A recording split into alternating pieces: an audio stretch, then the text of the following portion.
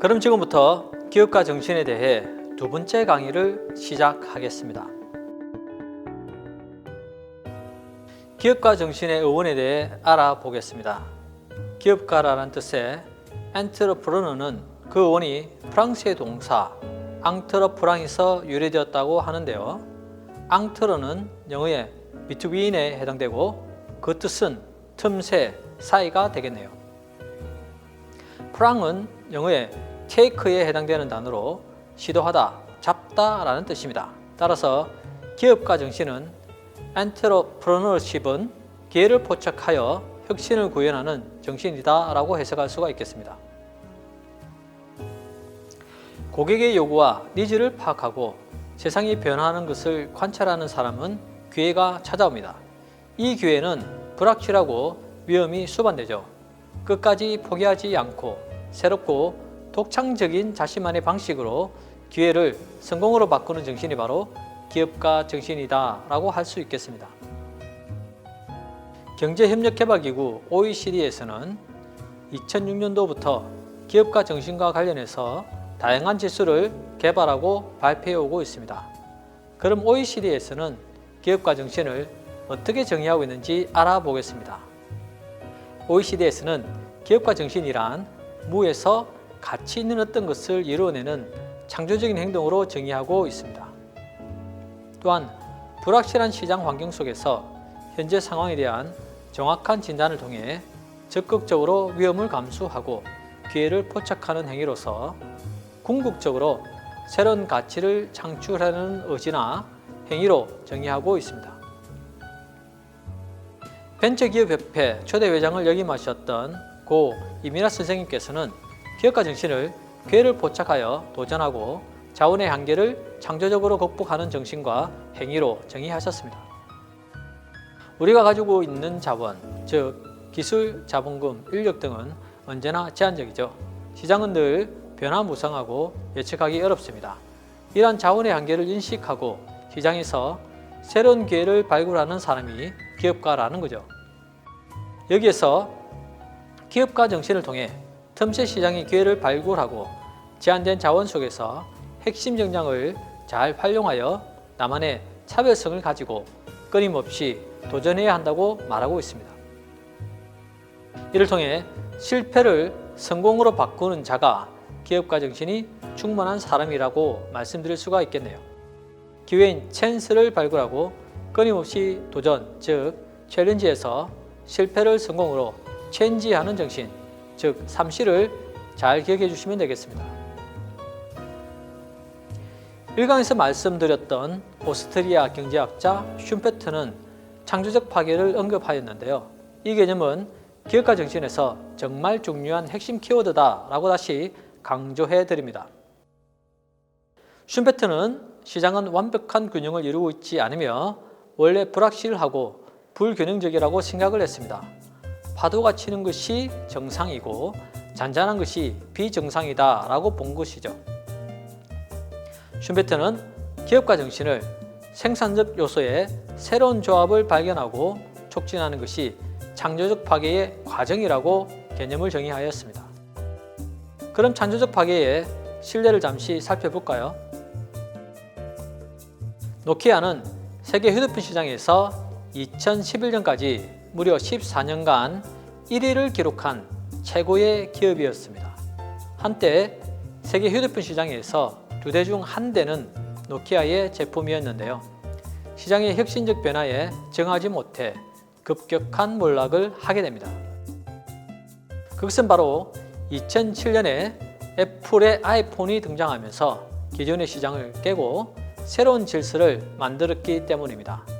2007년 출시된 아이폰을 보고 당시 노키아의 CEO는 장난 같은 제품이다. 우리가 정한 것이 표준이다 라고 자만했다고 합니다. 하지만 애플의 스티브 잡스는 전화와 인터넷 커뮤니케이션, 음악, 영화를 볼 수 있는 기능을 손안의 핸드폰에 모두 담았습니다. 손으로 터치할 수 있는 멀티 스크린과 직관적인 UI, UX, 사용자 기반 어플이 유통되는 앱스토어를 통해서 소비자는 더 이상 노키아의 제품에 눈을 돌리지 않게 만든 거죠. 2007년 시가총액 900억 달러에 달했던 노키아는 이후 애플과 삼성이 맹렬한 기세로 시장을 장악하기 시작하자 큰 적자를 내기 시작하고 위기를 겪게 됩니다. 2013년 결국엔 마이크로소프트의 전화기 사업 부분을 70억 달러에 매각하게 되었는데요. 90% 이상 시장 가치가 하락하게 된 이유는 결국엔 시장에서 받아들일 수 있는 혁신을 하지 않았습니다. 노키아는 이렇듯 미래에 대한 안일한 마케팅과 뒤처진 트렌드는 결국 망하게 된다는 결과를 몸소 보여준 사례가 되었습니다. 2016년 샌프란시스코 최대 택시 회사인 옐로우캡이 파산을 신청하게 됩니다.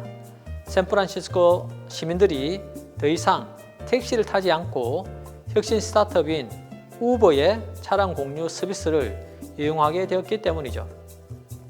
옐로우캡은 1977년에 창사되어 실리콘밸리에서 택시의 대명사가 되었지만 역사 속으로 사라지게 되었습니다. 2009년에 등장한 우버의 서비스 원리는 간단했습니다. 어플을 다운받기만 하면 누구나 비싼 택시 영업 면허 없이 자신이 소유하고 있는 차량을 가지고 택시 영업을 할 수 있게 된 거죠. 소비자는 자신의 위치에 우버를 호출할 수 있게 되었고, 무엇보다도 가장 큰 경쟁력은 택시보다도 훨씬 저렴한 비용으로 택시 서비스를 이용하게 된 것이죠. 그럼 한국의 경우 창조적 파괴의 사례는 없을까요? 응답하라 2002가 만약 만들어진다면 주인공들이 월드컵에 열광하고 싸이월드를 통해서 서로 소통하는 모습을 보여줄 것 같습니다. 2000년에 싸이월드가 정말 엄청난 인기였거든요. 싸이월드는 2001년에 미니홈피를 출시하면서 세상에 그 얼굴을 알렸는데 페이스북보다도 무려 3년이나 빠르게 소셜 네트워크 서비스를 도입한 거죠. 페이스북의 CEO 마크 저커버그가 창업 초기 한국을 방문해 싸이월드를 벤치마킹했다는 전설이 전해지기도 합니다. 하지만 왜 페이스북과 카카오톡은 살아남고 싸이월드는 역사의 저편으로 사라져버린 걸까요? 그것은 바로 스마트폰으로 흐름이 바뀌고 있었으나 PC 환경이라는 현실에 안주한 것이죠. 또한 진정한 가치를 창출하는 비즈니스 모델이 부족했기 때문입니다. 싸이월드와 크게 비교되는 기업이 있습니다. 중국의 텐센트인데요. 텐센트는 1999년도에 싸이월드와 비슷한 PC 메신저 서비스인 QQ를 출시하게 됩니다. 2010년에 QQ는 텐센트에 매출 20억 달러를 안겨줬다고 하는데요. 텐센트는 여기에 안주하지 않고 스마트폰이라는 새로운 흐름을 쫓아 카카오톡과 같은 휴대폰 SNS 서비스인 위챗을 개발하게 됩니다. 현재 위챗은 사용자가 11억 명을 돌파했다고 하는데요. 이를 통해 텐센트는 중국에서 가장 시장 가치가 큰 기업으로 성장하게 되었습니다. 시장은 불안정하고 불균형적이기 때문에 기존의 것이 없어지고 새로운 것이 시장을 완전히 대체하게 됩니다. 새롭게 만들어지는 시장은 다른 수많은 사람들에게 새로운 기회를 제공하게 되죠. 창조적 파괴는 이렇듯 혁신이라는 이름으로 기존의 시장을 깨고 새로운 질서를 창출하는 과정을 뜻한다 하겠습니다. 요약한다면 시장의 기회를 인식하고 그 기회를 잡기 위해 끊임없이 도전하는 것이 기업가 정신이라고 말씀드릴 수 있겠네요. 그럼 기업가 정신이 뛰어난 사람들은 어떤 특징이 있는지 알아볼까요? 먼저 그들은 혁신성이 뛰어납니다.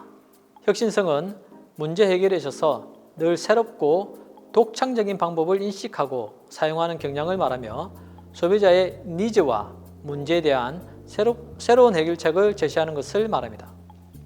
우버의 창업자 트래비스 칼라닉은 문제 해결에 있어서 새롭고 독창적인 방법을 사용해서 성공한 기업가가 되었는데요. 앞서 말씀드린 바와 같이 그가 해결한 문제는 심오하고 대단한 문제가 아니었습니다. 그가 주목한 것은 생활 속의 불편이었는데요. 수많은 사람들이 똑같이 불편을 느끼면서도 그냥 넘어갔던 그 문제는 무엇이었냐 하면은 칼라닉은 샌프란시스코에 거주하면서 늘 택시를 잡는데 30분이나 걸려 짜증이 났다고 합니다. 버튼 하나만 눌러 택시를 부른다면 얼마나 편할까라고 생각한 그는 콜택시를 전화기로 부르지 않고 휴대폰 앱 실행만으로 기사와 손님을 연결한다면 5분 이내에 기사가 자신의 앞까지 오고 목적지까지 갈 수 있다면 얼마나 좋을까 생각했습니다. 2009년 우버는 이렇게 탄생을 했습니다. 모든 사람의 개인 기사를 지향하며 창업된 우버는 창업 5년 만에 전 세계 65개 도시에 진출하게 됩니다. 이렇듯 생활 속의 불편도 넘어가지 않고 문제 해결에 새롭고 독창적인 방법을 사용하는 사람이 기업가 정신이 충만한 사람이라고 하겠네요. 두 번째 특출난 특징은 바로 위험 감수성이 높다는 것입니다. 위험 감수성은 기업가 정신을 설명할 때 가장 핵심적인 요소라고 설명되어집니다. 위험 감수성이 높은 사람은 기회를 포착하고 그 기회를 성공으로 이끌기 위해서 불확실성과 위험을 기꺼이 감수한다고 합니다. 제프 베이조스의 성공 비결은 위험을 과감하게 받아들이는 것으로 요약할 수 있습니다. 1994년 아마존을 창업한 제프 베이조스는 뉴스에서 인터넷 사용이 매년 2300% 증가한다라는 말을 듣고 창업을 결심하게 됩니다. 당시 온라인 서점은 성공 사례가 없었고 그 또한 당시를 회고하며 온라인 서점을 창업한 것은 미친 짓이었다라고 회고를 하였습니다.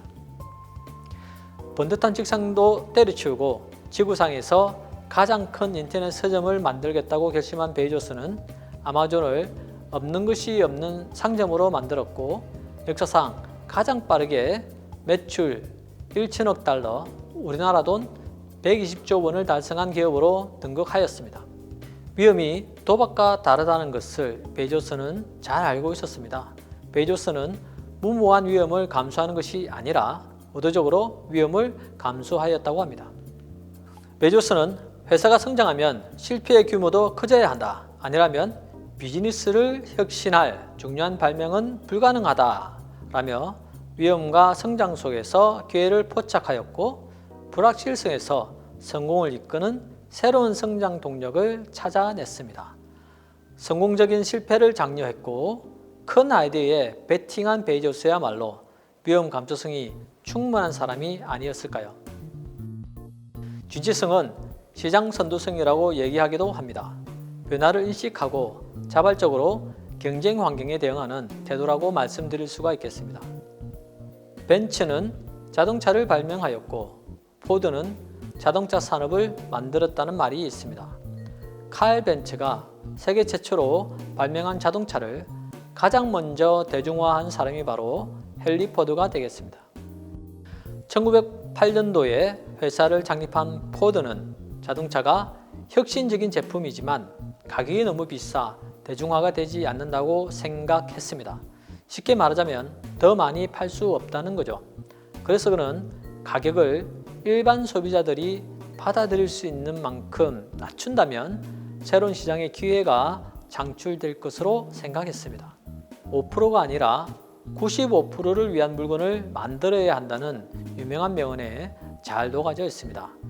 늘 가격을 낮출 방법을 고민하던 그는 대량 생산에 그 답을 찾았다는데요. 그 시초는 바로 컨베이어 벨트였습니다. 1913년 시카고에 있는 육류 가공 공장을 방문한 그는 당시 폭넓게 쓰이고 있던 컨베이어 벨트를 보게 됩니다. 무수히 많은 사람들이 이 컨베이어 벨트를 보았을 텐데요. 포드는 남과 달랐습니다. 소를 고기로 만들기 위해 컨베이어 벨트에서 분해되는 과정을 보고 그는 이 분해를 역순한다면, 즉 거꾸로 돌린다면 조립이 되겠구나 라고 생각하게 된 거죠. 자동차 조립 공정에 컨베이어 벨트를 도입하자라고 생각하게 됩니다. 또한 그가 만든 모델 T는 자동차 차체 색상도 검정색으로 단일화했다고 하는데요. 검은색 페인트가 가장 빨리 마르기 때문이라고 합니다. 대량 생산이 얼마나 대단한 성과였느냐라고 하면 자동차 가격을 12년 만에 4분의 1 가격으로 낮추었다고 하네요. 이처럼 포드는 시장에서 새로운 기회를 발견하고 기회를 추구하는 진취성이 높은 사람이다 라고 말씀드릴 수가 있겠습니다. 이처럼 기업가 정신이 특출난 사람들은 혁신성과 위험 감수성, 진취성이 남다르며 위험을 기꺼이 감수하는 혁신적인 사람들이다 라고 요약할 수가 있겠습니다.